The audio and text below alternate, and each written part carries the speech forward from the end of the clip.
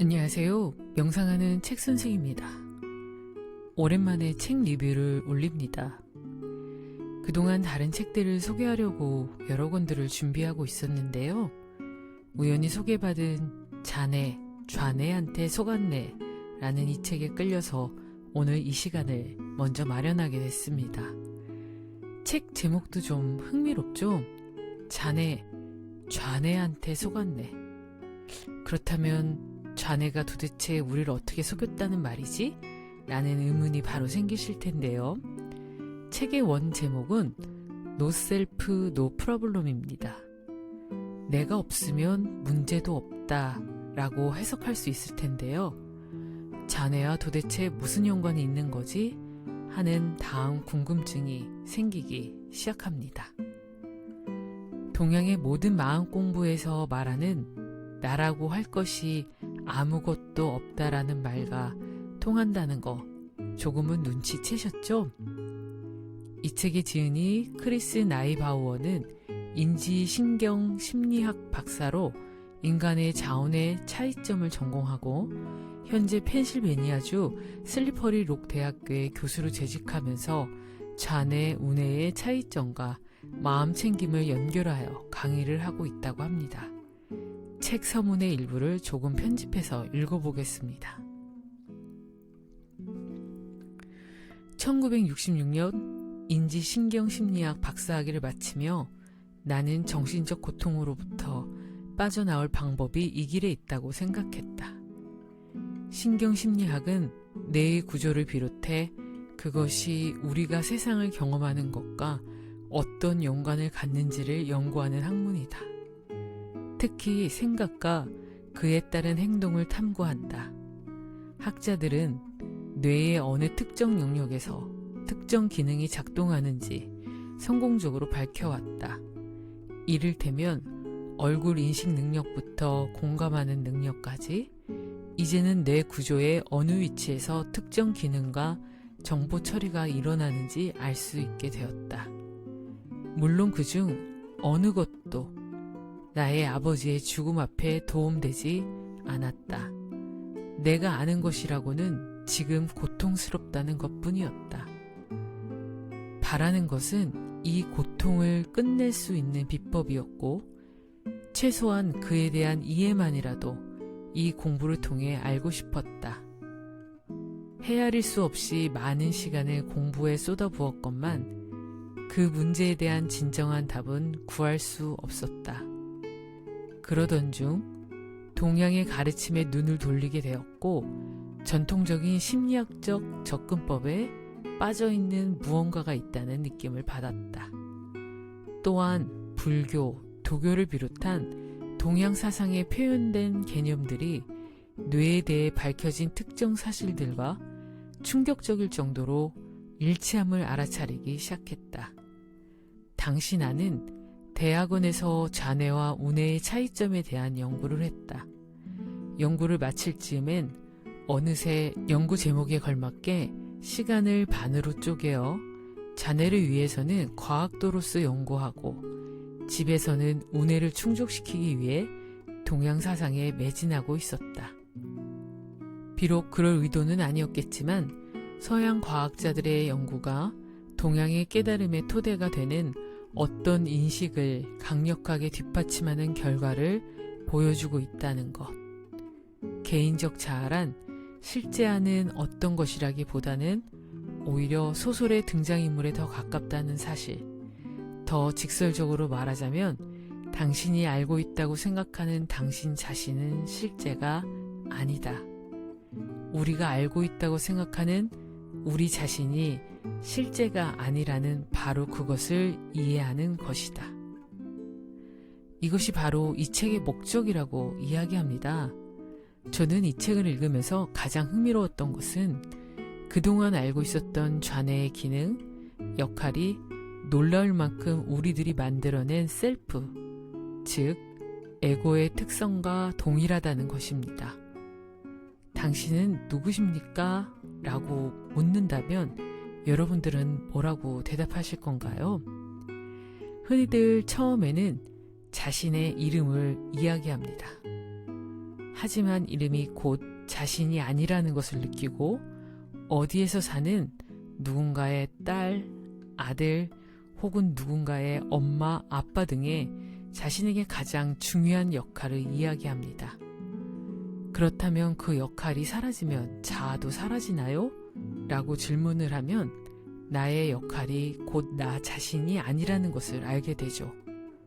그렇다면 나는 없는 걸까요? 라고 다시 되물으면 한 손으로 가슴을 두드리면서 이게 나라고, 나를 컨트롤하는 무엇인가 라고 이야기하는 경우가 많습니다. 우리들은 이를 진짜 우리 자신이라고 생각하고 경험자이자 지배하는 자이며 나의 존재를 느끼고 있다고 말할 것입니다. 그런데 이 책에서는 자아라는 개념이 단순히 마음의 구조물에 불과하다는 것을 강력하게 증거를 들어서 말해줍니다. 즉, 머릿속 어딘가에 위치하는 물질적인 실체도 아니고 생각과는 별개로 존재하는 자아가 있어서 그것이 생각을 하는 게 아니라 생각의 흐름 자체가 자아라는 현상을 만들어내는 것이라고. 그리고 이게 바로 좌뇌가 하는 일이라고 말을 합니다. 그렇다면 우리는 이런 것들을 왜 알아야 할까요? 작가는 이렇게 말합니다. 아버지의 죽음 후 내가 깊은 고통에 잠겼던 것처럼 우리 모두는 평생 정신적 고통, 비참함, 좌절을 경험한다. 우리는 머릿속에서 속삭이는 목소리가 실제라고 생각하고 그것에 나라는 이름표를 다는 실수를 한다. 하지만 그런 건 없다는 사실을 여실히 보여주는 수많은 신경심리학적 증거가 존재한다. 이 실수, 신기루 같은 나 같은 느낌은 우리의 정신적 고통의 1차적 원인이다. 더 안타까운 것은 항상 우리에게 열려있는 영원하고 무한한 우주적 의식으로 확장이 이것으로 인해 막혀있다는 점이다. 확실히 정신적 고통은 육체적 고통과는 다르다. 통증은 육체에서 발생하는 일종의 물질적 반응이다. 문지방에 발가락을 찧었거나 팔이 부러졌을 때처럼 말이다. 하지만 고통은 마음에서 발생하며 걱정, 분노, 불안, 후회, 질투, 창피함 등등 온갖 부정적인 정신 상태를 표현하는 것이다. 지금 이 시점에서 이런 갖가지 고통들이 헛개비처럼 지어낸 자아의 결과라는 주장은 상당한 반론을 불러일으킬 것이다. 나도 안다. 그러니 지금으로서는 도교 철학자이자 작가인 위무위의 명언으로 핵심적인 개념을 소개하고 이를 대신하고자 한다. 어째서 행복하지 못한가? 생각과 행위의 99.9%는 자신을 위한 것이다. 헌데 정작 자신은 존재하지 않기 때문이다. 와, 위무위의 명언은 감탄을 자아내는데요. 정작 자신은 존재하지 않는데 자기 자신을 위해 열심히 살아왔지만 정작 그 길 끝이 허망하다고 하는 많은 스승님들의 이야기들이 떠오릅니다. 이 책의 구성은 좌뇌의 기능, 우뇌의 기능, 의식에 대한 의미, 그리고 나는 이후에 어떤 것을 선택할지에 대한 선택지를 알려주고 있는데요. 워낙 좌뇌 부분을 흥미롭게 읽고 이 책의 제목이 주인공인 좌뇌 이야기가 일부로 있기 때문에 오늘은 이 좌뇌에 대한 부분을 소개시켜 드리겠습니다. 아인슈타인의 유명한 명언 모두 아시죠? 문제가 생긴 생각과 동일한 수준에서는 결코 해답을 찾을 수 없다. 마찬가지로 나라는 느낌은 좌뇌로부터 창조되었기에 좌뇌로 아무리 열심히 애써본들 그 실체를 밝힐 수 없다고 저자는 이야기하면서 좌뇌의 한계를 넘어가면 우리들이 겪는 엄청난 정신적 고통은 많이 감소할 것이라고 저자는 장담합니다. 그래서 책의 원 제목이 내가 없으면 문제도 없다. No self, no problem인 것 같습니다. 작가는 많은 뇌과학자들의 실험 결과를 토대로 좌뇌의 작용을 이야기하고 있습니다. 몇 가지 읽어보겠습니다. 좌뇌가 주위 상황이 어떻게 진행되는지 개연성을 부여하기 위해 이유와 설명을 만들어낸다는 사실을 확인하였다. 한마디로 좌뇌는 현실에 대한 일종의 해석 장치처럼 행동하는 것이다.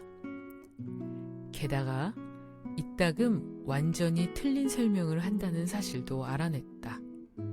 좌뇌는 주어진 주변 정보를 바탕으로 그럴싸하고 말이 되게끔 상황을 재구성하여 설명하는 역할을 하기 때문이다. 비록 정보가 부족해서 그 설명이 완전히 틀린 것일지라도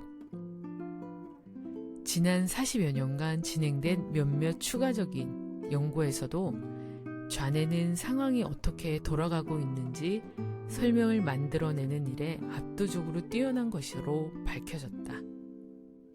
내용이 비록 사실이 아닐지라도 말이다.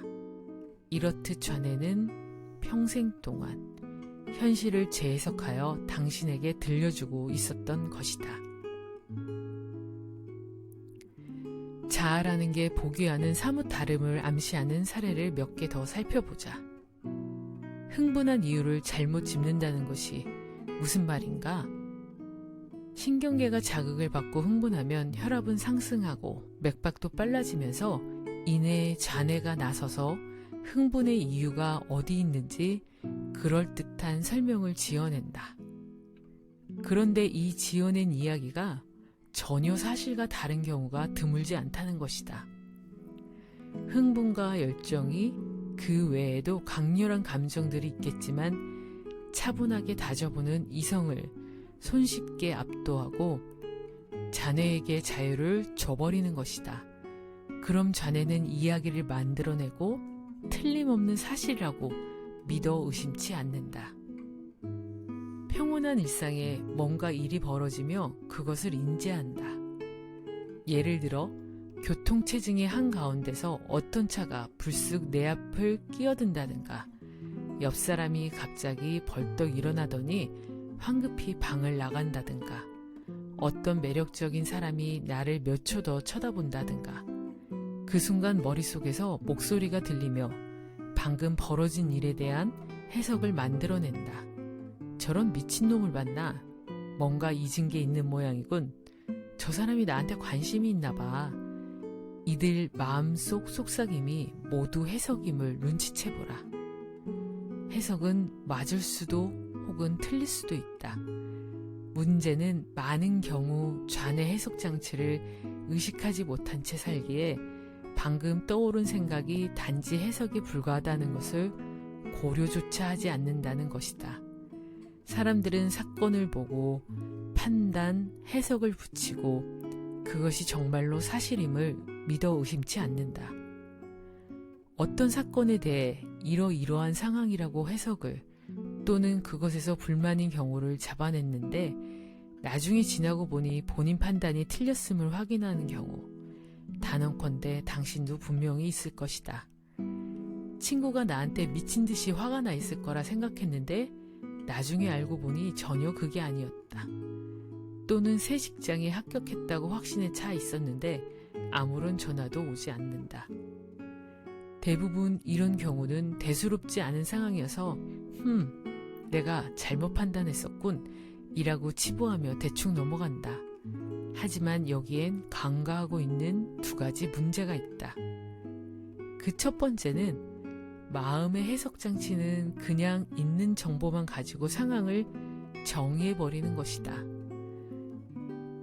이렇게 만들어진 해석은 실제와 동떨어질 수밖에 없다는 것이고 두 번째로 간과하고 있는 것은 내가 잘못 판단했었군 이라고 할 때 나는 온전한 나가 아니라 단지 마음의 해석 장치의 부분이라는 점이다. 이미 내가 바깥 세상에 대해 수많은 판단착오를 일으킨다는 사실을 알고 있는 지금, 이 나의 자기 자신에 대한 판단도 틀릴 수 있지 않을까? 이것이 바로 소설 같은 자아라고 했던 이유이다. 좌뇌가 생성하는 모든 부정확한 판단과 설명들, 거기다가 그것을 행하고 있다고 생각하는 이 나라고 하는 모두가 당연시하는 전제. 이것이 인간으로서 겪는 내적 고통의 가장 두드러진 원인이 된다. 여러분들도 어떤 상황에서 내 마음대로 생각하고 해석한 후 그러한 해석으로 괴로워하다가 나중에 알고 보니 나의 오해였던 적 많으시죠? 이 모든 것이 좌뇌가 꾸며낸 이야기라니 도저히 믿기지 않으실 텐데요. 책에서 재미있는 제안을 합니다. 여러분들도 한번 함께 해보세요. 지금부터 10초간 주위를 둘러보고 뭐가 눈에 띄는지 마음에 담아보세요.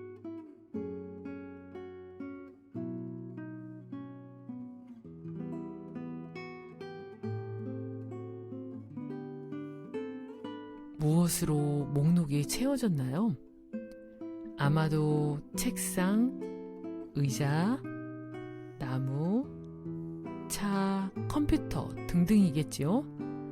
하지만 목록에 빈 공간, 즉 nothing이라고 적은 사람은 한 명도 없을 거라 장담한다고 하는데요. 주위를 둘러볼 때 보이는 것 중 압도적으로 많은 부분이면서 동시에 어떤 면에서 사물들 사이의 관계를 정의하는 것이 바로 이 공간, 아무것도 없음이기 때문입니다. 그런데 좌뇌는 이것을 인지하지 못하고 공간 안에 사물에 초점을 맞추고 이름표를 붙이고 분류하고 거기서 어떤 의미든 뽑아내려고 애쓰고 지각 능력을 동원하여 분류하고 패턴을 찾아내는 일이 너무 익숙한 나머지 그와는 다른 방식으로 세상을 바라보기 어렵다고 합니다. 이처럼 좌뇌가 바깥 세상을 보며 오직 사물에만 초점을 맞추고 그것들을 분류하고 이름을 붙인다면 각자 내면을 볼 때도 똑같지 않을까?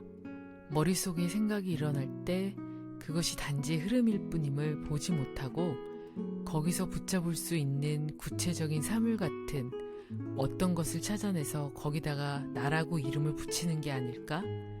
결국 나라는 느낌은 임의적인 움직임 속에서 어떤 패턴을 봄이 아닐까? 그토록 개선시키려고 애쓰는 나가 생애를 통해 무수히 일어나는 사건과 행위와 경험을 설명하고 납득하기 위해 일관성 있게 지어낸 이야기에 지나지 않은 건 아닐까? 라고 저자는 의문을 제기합니다. 특히 자네는 언어와 범주화하는 것의 대가라고 저자는 강조합니다. 따라서 모든 조그마한 사건과 자극이 생기면 우리들은 바로 언어로 좋은 것이야, 나쁜 것이야, 네 편이야, 내 편이야 등등 범주화해서 이야기를 지어내는 것이라고 합니다. 이런 이야기는 신념을 만들어내고 옳고 그름을 만들어내죠. 저는 좌뇌 편을 읽고 아이고 좌뇌가 나빴네, 그동안 내가 괴로웠던 이유가 좌뇌 때문이었네 하고 어느새 범주화해서 제 맘대로 또 해석을 하고 있었습니다. 그래서 저자는 좌뇌 편에서 마지막으로 하루를 꼬박 쓰면서 실습을 해보라고 합니다. 피상적으로 우선 일하는 나, 집에서의 나, 이런 나를 알아차리고 휴게실에서 유리잔을 깨면 그때 당황함과 신경쓰임을 느끼는 무한한 나, 안심을 하는 나 등 하루에 또 얼마나 많은 당신이 나타나는지를 알아차려 보라고 합니다. 이러한 노력은 일관되고 변함없다고 믿는 당신이라는 환영을 해체시키는데 효과가 있다고 말하는데요. 이번 시간 정말 좌뇌 이야기로만 가득했습니다.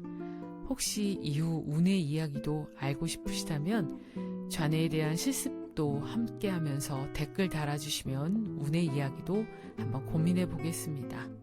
명상하는 책 선생에서는 이 책과 함께 할 수 있는 다양한 알아차림 명상 콘텐츠도 함께 소개하고 있으니 실천해 보시기 바랍니다.